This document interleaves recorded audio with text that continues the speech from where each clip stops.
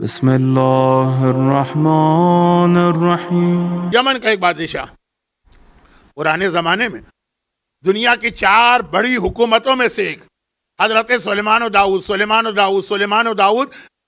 2-3 مجلسوں میں یہ تذکرہ آیا نا، تو حضرت سلیمان کی شادی کس سے ہوئی ہے؟ یمن کی ملکہ بلقیس سے، جسے انگریزی میں شاید شیبہ کہتے ہیں، کوئن شیبہ۔ خیر، بہت بڑی سلطنت، بلکہ حدود جو پیغام لے کر آیا، حدود جب وہ دیکھ کر آیا ملکہ بلقیس کی حکومت تو حیران ہو گیا وہ حدود، اور حضرت ابراہیم، حضرت سلیمان، اور پھر وہ جس کے پاس علم کتاب ہے اس کا وہ تخت لانا، یہ سب آپ مجلسوں میں سنتے ہیں، اس کو ایک طرف رکھیے۔ بہت بڑی حکومت، لیکن اکیلی نہیں۔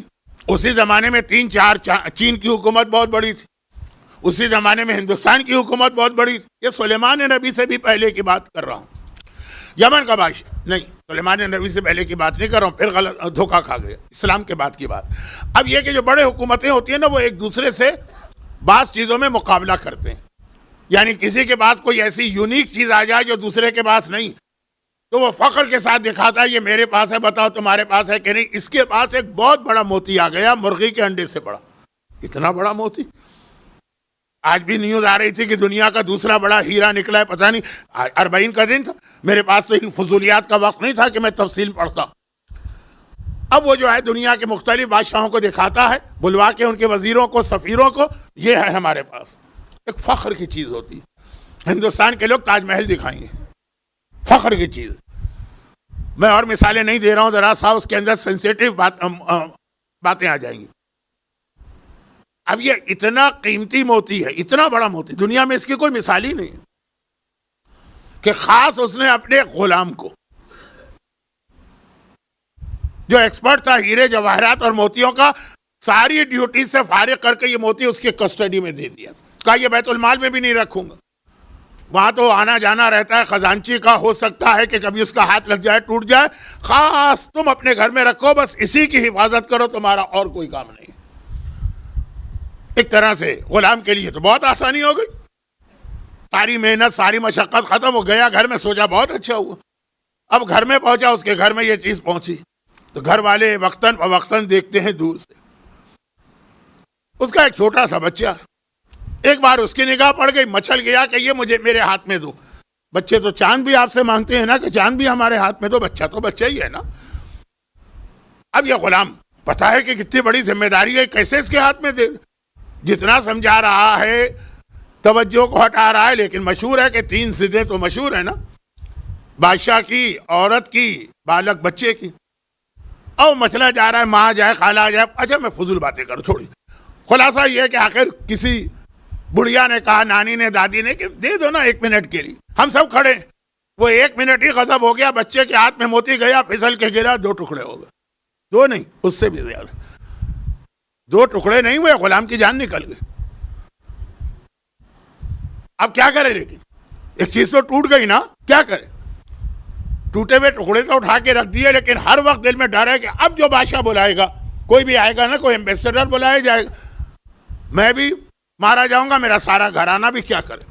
ایک دوست نے دیکھا یہ بہت پریشان ہے، اب ہر دوست سے بات بھی نہیں کہہ سکتا، کیونکہ بات کیا ہونٹوں سے نکلی، کوٹھوں چڑھی، ادھر آپ کی زبان سے بات نکلی، پھیل گئی وہ دنیا میں۔ لیکن یہ بہت ہی اس کا مخلص اور قریبی دوست تھا۔ باقی دوستوں نے بھی پوچھا کیا بات ہے، آج کل تم موڈ میں نہیں لگ رہے ہو، محفلوں میں بیٹھتے ہو تو اس طرح چہکتے نہیں ہو، کھانوں میں جاتے ہو تو اس طرح کھاتے نہیں ہو، حالات اور طبیعت نہیں ٹھیک ہے، تمہیں غلط۔ یہ دوست بہت قریبی تھا، وہ پیچھے پڑ گیا، کہا یہ مسئلہ، میری جان جا چکی ہے، میں مر چکا ہوں، آلریڈی میں مر چکا ہوں، کہا ایک کام کرو۔ پھر اس نے امام کا حوالہ دیا، چھٹے امام کا، کہ انہوں نے یہ فرمایا ہے کہ اگر دنیا کا کوئی ناممکن کام بھی ہے، یہ دعا پڑھ لو، تمہارا مسئلہ حل ہو جائے گا۔ اس نے سنا، پہلے تو ذرا ہنسی آئی اس کو تھوڑی سی، کہا یہ دعا ہے، اس سے ٹوٹا ہوا موتی تو نہیں جڑ سکتا ہے نا، تو ناممکن کام ہو گیا۔ جیسے موتی کا ٹوٹنا ایسا ہے جیسے کسی انسان کا مر جانا، وہ کون سی دعا ہے جو مردے کو زندہ کر دے؟ اس نے کہا اچھا ایک بات، تمہارے خیال میں ناممکن کام ہے نا، لیکن اگر یہ دعا پڑھ لو گے کوئی نقصان ہے؟ ہاں نقصان تو کوئی نہیں، یہ دوا تو ہے نہیں کہ مثلا آپ نے کہا یہ دوا میری بیماری کی نہیں ہے، کسی نے کہا اچھا کھا لو، نہیں، اگر آپ کے لیے وہ دوا نہیں ہے تو دوا تو نقصان دہ ہو جائے گی آپ کے لیے، دعا تو نہیں نا. کہا جب نقصان نہیں ہے پڑھتے رہو. ڈوبنے والا تو تنکے کو بھی سہارا سمجھتا ہے، عربی کا محاورہ ہے، اردو میں بھی رائے. دعا شروع کر دی. ابھی دعا شروع کے ہوئے 3 دن ہوئے تھے، بادشاہ کی طرف سے پیغام آ گیا کہ وہ جو موتی میں نے تمہارے پاس رکھوائے تھے نا، فوراً آ جاؤ دربار کے اندر، ایک ضروری کام. ابھی دوڑا گیا، لیکن کیا سوچ کے گیا کہ وہ امام کی دعا میں نے پڑھی. 2 مہینوں سے مسئلہ ٹل رہا تھا، یہاں 3 دن میں نہیں ہوا، میری جان چلی گئی. یہ تو الٹی ہو گئی نا. لیکن اب بادشاہ کا حکم ہے، حکم حاکم. دوڑا گیا. کہا کیا بات ہے موتی کے بارے میں. کہا کہ جاؤ گھر میں جلدی سے موتی کو توڑ کے اس کو پیس کے اس کا پاؤڈر بنا کے لے کے آ جاؤ. کیا کہا اس نے بادشاہ نے؟ غلام کو یقین نہیں آ رہا. کیا کہا اس نے؟ موتی کو توڑوں اور اسے پیس کے اس کا پاؤڈر بنا کے لاؤ؟ یہ میں نے صحیح سنا ہے کہ دھوکہ ہو رہا ہے؟ بادشاہ نے کہا جلدی کرو، جلدی، میرے پاس وقت نہیں. اب یہ کیا بات ہوئی؟ پتا چلا کہ اس دوران ایک مسئلے کا بادشاہ کو سامنا کرنا پڑ رہا تھا، کیونکہ یہ تو لگا ہوا تھا اپنے اور اپنے گھر والوں کی موت میں. جب آدمی اتنا پریشان، اس کو پتہ ہی نہیں چلتا بریکنگ نیوز کیا چل رہی. آپ کے گھر کے اندر اگر اتنی بڑی خدا نہ خواستہ پریشانی آ جائے، آپ ٹی وی بھی نہیں دیکھیں گے، آپ اور سب کے میسج بھی نہیں دیکھیں گے. تو اس کو پتہ ہی نہیں کیا تھا. ہوا یہ تھا کہ بادشاہ کا ایک ہی بیٹا اکلوتا، اور وہ کافی بیمار پڑ گئے. سارے طبیبوں نے علاج کیا، ناکام رہے. بادشاہ نے اعلان کیا بھاری انعام دوں گا. ایک طبیب آ گیا، یعنی ڈاکٹر. اب اس نے اس بچے کو دیکھا، بادشاہ کا اکلوتا بیٹا ہے، اس کے بعد وارث بننے والا. آج اردو کا ایک محاورہ استعمال کر رہا ہوں. بچے کو اس نے دیکھا تو پہلے ہنسا پھر رویا. مقصد یہ کہ پہلے تو وہ خوش ہوا پھر غمگین. پہلے ہنسا پھر رویا. بادشاہ نے کہا کیا ہوا؟ کہا یہ وہ بیماری ہے جس کا علاج ساری دنیا میں ایک ہی ہے، جو میرے پاس ہے، کسی اور کے پاس نہیں. تو ہنسا اس لیے کہ میں اس کا ایکسپرٹ ہوں، ماہر ہوں. اور رویا اس لیے کہ اس کی جو دوا ہے نا وہ آپ کو کبھی نہیں مل سکتی. کہا دوا کیا؟ کہا دوا تو میں بنا لوں گا. اس میں وہ جو ایک دنیا میں کہیں ایک جگہ مرغی کے انڈے کے برابر ایک موتی ہے، اگر اس کو پیس کر اس دوا میں ملایا جائے تو یہ فوراً اپنے بستر سے کھڑا ہو جائے گا. لیکن یہ موتی ملے کہاں سے اور اسے پیسا کیسے جائے؟ اب جب بیٹے کی اور اکلوتے بیٹے کی شہزادے کی زندگی خطرے میں ہو تو کہاں کا موتی اور کہاں کا وہ پرائیڈ اور پریسٹیج کو دوسروں کو دکھانا ہے. تو غلام کو بلایا، فوراً جاؤ اس موتی کو توڑو، پاؤڈر بنا کے لاؤ تاکہ میرے بیٹے کی زندگی ملے. غلام دوڑا گیا. موتی تو آلریڈی ٹوٹا ہوا تھا.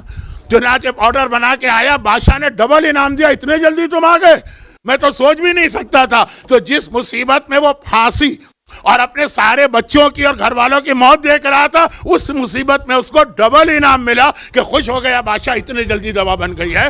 تب اس نے کہا کہ یقیناً میرے دوست نے صحیح کہا تھا، کائنات کی ہر چیز غلط ہو سکتی ہے، صادق آل محمد کا فرمان غلط نہیں ہو سکتا.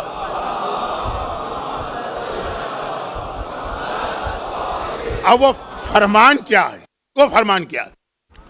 اچھا، اب اس میں آدھا واقعہ تو میں نے پڑھا تھا، لیکن اس کے بعد یہ جو موتی توڑا گیا شہزادے کی بیماری سے، یہ میں مکس اپ کر گیا 10ویں امام کے اس واقعے سے جو یونس نقاش کا.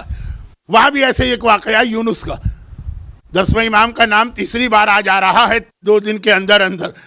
زیارت کے حوالے سے بھی نام آیا. دوپہر میں کل رات کثیر کسے کہتے ہیں، اس حوالے سے بھی. یہ سب مشہور واقعات. آپ 10ویں امام کی ولادت کی محفل میں بھی بیٹھتے ہیں، شہادت کی مجلس میں بھی یہی 3 واقعات تو پڑھے جاتے ہیں. اس لیے میں صرف اشارہ کر رہا ہوں، اور ضرورت بھی نہیں تھی کیونکہ وہ موضوع وہ نہیں. لیکن اب یہ بات ہے کہ وہ دعا کیا تھی. وہ سورہ طلاق کی آیت نمبر 2 اور آیت نمبر 3، مگر آیت نمبر 2 پوری نہیں، آدھی آیت آخری. وَمَن يَتَّقِ اللَّهَ يَجْعَلْ لَهُ مَخْرَجًا وَيَرْزُقْهُ مِنْ حَيْثُ لَا يَحْتَسِبُ وَمَن يَتَوَكَّلْ عَلَى اللَّهِ فَهُوَ حَسْبُهُ إِنَّ اللَّهَ بَالِغُ أَمْرِهِ وَقَدْ جَعَلَ اللَّهُ لِكُلِّ شَيْءٍ قَدْرًا. یہاں پہ آیت مکمل ہوئی، گول دائرہ بنے گا، نمبر 3 لکھا ہوگا. آیت نمبر 2 کا آدھا حصہ. یہ آیت آ گئے سیسانی نے اس نوجوان کے سوال کے جواب میں لکھی جو یہی کمپلین کر رہا کہ یہاں پہ مجھے جتنے گھنٹے جاب کی اجازت ہے اس میں جو جاب ملتے ہیں اس کے اندر شراب یا بیئر تو آ ہی جاتی. یہ آیت لکھی، پڑھو اس کے. اب آیت کا ترجمہ ہی کافی ہے بتانے کے لیے کہ یہ آیت کتنا اسٹرانگ میسج دے رہی ہے. وَمَن يَتَّقِ اللَّهَ، جو اللہ سے ڈرتا ہے یعنی تقوی اختیار کرتا ہے، يَجْعَلْ لَهُ مخرجا. مخرج تو آپ یہاں جانتے ہیں، ہائی وے پہ سفر کرتے ہیں، اللہ اس کے لیے راستہ بناتا ہے پریشانی سے بچ نکلنے کا، مخرج بناتا ہے. ایک ایکسٹ ہوتا ہے، پریشانی آ رہی ہے، ایک ایکسٹ. بھائی کبھی ایسا ہے آپ جا رہے ہیں کسی ہائی وے پہ، بہت زیادہ ٹریفک جام، نیئرسٹ ایگزٹ سے آپ جو ہے نا ٹرن لے لیتے ہیں کہ اس سے نکلو، اس پریشانی سے وہاں چلے جاؤ. یہ مثالیں آپ کے لیے تو روزانہ کی قرآن کی آیت. وہی لفظ مخرج آیا ہے، یجعل لہ مخرجا ویرزقہ. اس ٹکڑے کی وجہ سے آغا سیستانی نے اس نوجوان سے کہا، اور اللہ تمہیں رزق دے گا من حیث لا یحتسب، ایسی جگہ سے تم سوچ بھی نہیں سکتے تھے کہ وہاں سے بھی رزق مل سکتا، مگر اللہ دے گا. اللہ دے گا، ایک مخرج بنائے گا اور اللہ دے گا. ہاں یہ ایک شرط ہے، وَمَن يَتَوَكَّلْ عَلَى اللَّهِ فَهُوَ حَسْبُهُ. جو اللہ پہ بھروسہ کرے اللہ اس کے لیے کافی ہے. اگر تمہیں بھروسہ ہی نہ ہو، اگر تم ہر وقت شک میں ہی مبتلا رہو، جو روایت میں ہے نا کہ اگر کسی کو یہ یقین ہے کہ اللہ کے خزانے بھرے ہیں اور اللہ زندہ ہے، وہ اپنے رزق کے لیے پریشان نہ ہو. پریشان وہ جسے یا تو اللہ کی موت کا یقین ہو جائے کہ بھئی جس نے وعدہ کیا تھا رزق دینے کا وہی مر گیا، یا اسے یہ ہو کہ نہیں وہ ہے تو لیکن بینکرپٹ ہو گیا، اب وعدہ بھی پورا نہیں کر سکتا. تو اگر کوئی مومن ایسا ہے جس کو یا تو اللہ کی موت کی اطلاع مل گئی ہے، اس کے واٹس ایپ پہ میسج آ گیا ہوگا، یا یہ کہ اس کو یہ پتہ چل گیا کہ اللہ بینکرپٹ ہو گیا ہے نعوذ باللہ، پھر وہ سوچے. لیکن وَمَن يَتَوَكَّلْ عَلَى اللَّهِ فَهُوَ حَسْبُهُ، اگر آپ کا اللہ پہ بھروسہ ہے وہی اللہ آپ کے لیے کافی ہے. البتہ یہ آیت چل رہی ہے قَدْ جَعَلَ اللَّهُ لِكُلِّ شَيْءٍ قَدْرًا، اللہ نے ہر چیز کے لیے ایک وقت مقرر کیا. آپ کی پریشانی دور ہوگی، آپ کی مصیبت دور ہوگی. ہم اور آپ تو اس طرح چھوٹی پریشانی میں فریاد کرتے ہیں. اہل بیت کا یقین کامل تھا کہ کوفہ ہو کہ شام ہو، یہ امتحان ایک وقت مکمل ہوگا اور ہم مدینے میں نانا کے شہر میں آئیں گے. یہاں منزل مصائب تھوڑی دیر کے بعد.